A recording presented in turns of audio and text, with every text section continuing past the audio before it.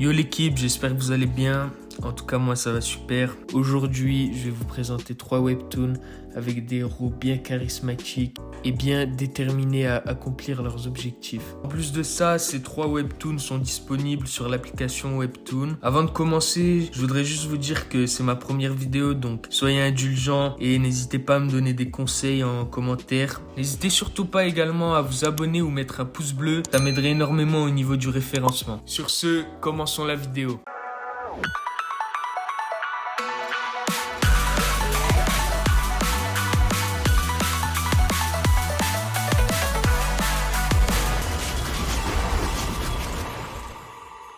On commence directement avec Doombreaker. On observe dès les premières pages un paysage dévasté et apocalyptique. La Terre a été détruite par les démons et les humains totalement anéantis.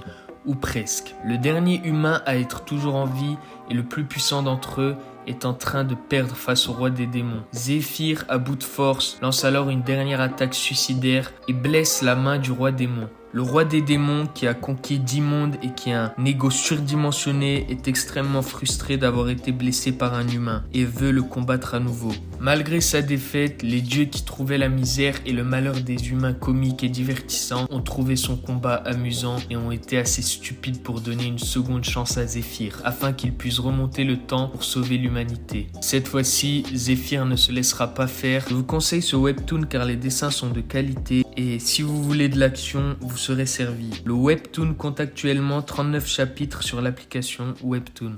On passe au second webtoon qui est Hero Ticket. On suit l'histoire de Kyung-ho. Je sais pas si je le prononce correctement.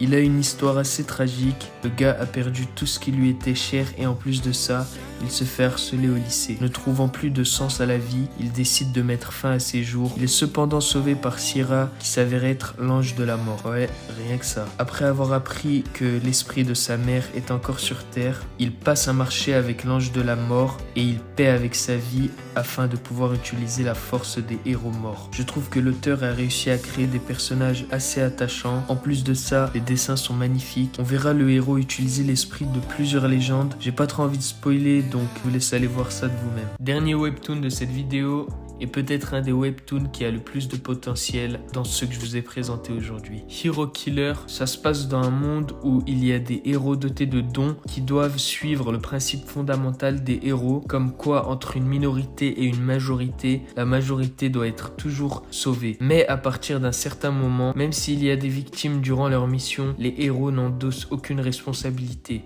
On suivra Ewa qui s'est entraînée pendant des années afin de devenir une tueuse de héros. Et elle tuera sans répit jusqu'à trouver l'assassin qui lui a pris sa sœur. Si personne ne veut protéger les innocents, qui sont les vrais héros et qui sont les vrais méchants? Qu'est-ce qui les sépare réellement les uns des autres? Merci à tous d'avoir regardé cette vidéo.